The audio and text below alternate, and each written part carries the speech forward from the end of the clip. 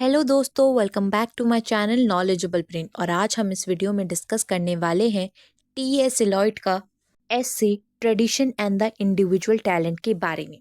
दोस्तों, मैंने already T S. Eliot के लाइफ और वर्क के बारे में डिस्कस किया है अपने चैनल पर, आप जाके देख सकते हैं। और साथ ही अगर आपको ब्रिटिश लिटरेचर में और पोएट्री और ड्रामा और फिक्शन के बारे में जानना है तो मैंने ऑलरेडी बहुत सारी वीडियोस अपने चैनल पर अपलोड की है। वीडियो ढूंढने में कोई दिक्कत हो तो प्लेलिस्ट में जाके ब्रिटिश लिटरेचर की आप सारी वीडियोस को देख सकते हैं। चलिए अब इस एसे को समझते हैं। दोस्तों, ये एसे पहली बार पब्लिश हुआ था 1919 में द ईगोइस्ट में, और उसके बाद इलॉइड्स की फर्स्ट बुक ऑफ क्रिटिज्म में, जिसका टाइटल था द सेक्रेड वुड, जो पब्लिश हुई थी 1920 में। तो ये एसे 3 पार्ट्स में डिवाइडेड है, और पार्ट 1 में टी.एस. इलियट बात करते हैं कॉन्सेप्ट ऑफ ट्रेडिशन की। ये एसे की शुरुआत होती है एक रेफरेंस के साथ जो ट्रेडिशन से जुड़ी हुई है। वो कहते हैं, अगर हम फ्रेंच लोगों के क्रिटिकल मेथड या हैबिट के बारे में जानना चाहते हैं, हमें उनकी बड़ी क्रिटिकल राइटिंग से नॉलेज मिल सकती है। हमें बड़ा गर्व होता है कि फ्रेंच लोग हमसे ज़्यादा क्रिटिकल है।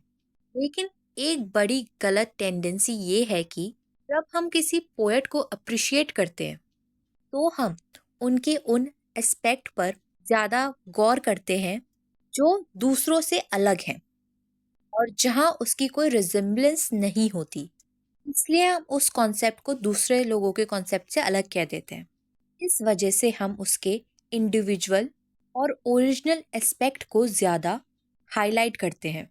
लेकिन अगर हम एक ऐसे माइंड से सोचे जहाँ हम ना तो लाइक और डिसलाइक के बारे में चर्चा करें, उससे हम एक क्रिटिकल एनालिसिस करें, तो हम देखेंगे कि पोएट का सबसे अच्छा और इंडिविजुअल पार्ट वही होता है जो उस पर पास्ट राइटर्स का मैक्सिमम इन्फ्लुएंस देता है।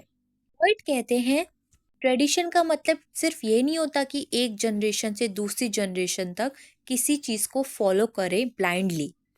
एक पोएट को ये रियलाइज करना चाहिए कि पास्ट प्रेजेंट में एग्जिस्ट करता है। पास्ट और प्रेजेंट मिलाकर एक ऑर्डर बनाते हैं। पोएट को सिर्फ अपने टाइम का नॉलेज नहीं होना चाहिए, बल्कि ये महसूस होना चाहिए पूरे यूरोपियन लिटरेचर होमर से लेकर आज तक एग्जिस्ट करती है, और उसके अपनी देश की लिटरेचर भी। तो आगे कहते हैं कि नेशनल माइंड ज़्यादा इम्पॉर्टेंट है इंडिविजुअल के माइंड से, क्योंकि ये लगातार चेंज होता रहता है और यही चेंज डेवलपमेंट कहलाता है। लेकिन इसका मतलब ये नहीं है कि किसी भी पॉइंट ऑफ व्यू से इम्प्रूवमेंट है, जैसे होमर और शेक्सपियर के साथ हुआ। लेकिन इसका मतलब ये भी नहीं कि वो लोग आउटडेटेड हो गए हैं और उनमें कोई सिग्निफिकेंस नहीं रहा, बस उनका मटेरियल अलग था। इसी वजह से उनके वर्ड्स भी अलग हैं। इलॉयट ये पॉइंट आउट करते हैं कि पास्ट और प्रेजेंट का सबसे बड़ा डिफरेंस ये है कि पास्ट की अवेयरनेस होनी चाहिए, क्योंकि पास्ट अपने आप को तभी दिखाता है जब प्रेजेंट उसकी अवेयरनेस रखता है। कहते हैं कि नॉलेज का मतलब सिर्फ बुकिश लैंग्वेज नहीं होता है, क्योंकि ये सिर्फ हमें चीज़ें एक्सेप्ट करने का एक सेंस देती है और पोएट को लेजी बनाती है। ये नॉलेज ड्राइंग रूम में बैठकर भी नहीं मिलती। हर आदमी के लिए ये चीज़ अलग होती है। कुछ पोएट्स को नॉलेज आसानी से मिल जाती है, जबकि दूसरे पोएट को इसके लिए बहुत ज़्यादा मेहनत करनी पड़ती है। शेक्सपियर को हिस्ट्री का नॉलेज प्लूट्रार्च से मिला था, जो ब्रिटिश म्यूजियम की किसी भी किताब से ज़्यादा वैल्यूएबल था। पोएट को एक साइंटिस्ट की तरह ऑब्जेक्टिव होना चाहिए। पार्ट 2 जो टी.एस. इलियट ने बताया है वो इम्पर्सनैलिटी पर बेस्ड है। वो कहते हैं कि हमें पोएट की नहीं, पोएट्री की तारीफ करनी चाहिए, उसे अप्रिशिएट करना चाहिए। न्यूज़पेपर वाले क्रिटिक्स जो डिक्लेरेशन देते हैं वो कंफ्यूज्ड होते हैं। रियल पोएट्री का मज़ा सिर्फ कभी कभी मिलता है। पोएटिक प्रोसेस में एक्सपीरियंस का एक बड़ा रोल होता है, और ये एक्सपीरियंस दो तरीके के होते हैं, एक तो फीलिंग्स और दूसरे इमोशंस। एक आर्ट और एक पोएट्री का इफेक्ट एक इंसान पर किसी भी नॉन आर्टिस्टिक एक्सपीरियंस से अलग होता है। वो कहते हैं कि पोएट्री या तो एक सिंगल इमोशन से भी बन सकती है या बहुत सारे इमोशंस को मिलाकर भी बन सकती है। ये स्पेसिफिक इमेजेस के थ्रू क्रिएट होती है और इसका फाइनल कंपोजिशन भी किसी पर्टिकुलर वर्ड्स, फ्रेसेस और इमेजेस से ही बनता है। इलॉयड का मानना है कि कोई बड़ी पोएट्री बिना किसी डायरेक्ट इमोशन के भी बन सकती है। ये सिर्फ फीलिंग्स के माध्यम से भी क्रिएट हो सकती है। इलॉयड ये सोचते हैं कि ये theory metaphysical theory of unity of soul पर बेस्ड है। पोएट की पर्सनालिटी उसकी पोएट्री में एक्सप्रेस नहीं होती। उसकी इम्प्रेशन और एक्सप्रेशन अजीब और अनएक्सपेक्टेड वे में कंबाइन होते हैं। पोएट सिर्फ एक मीडियम होता है जिसमें ये कॉम्बिनेशन होते हैं। कहते हैं कि पोएट को सिर्फ अपने पर्सनल इमोशन में इंटरेस्टेड नहीं होना चाहिए।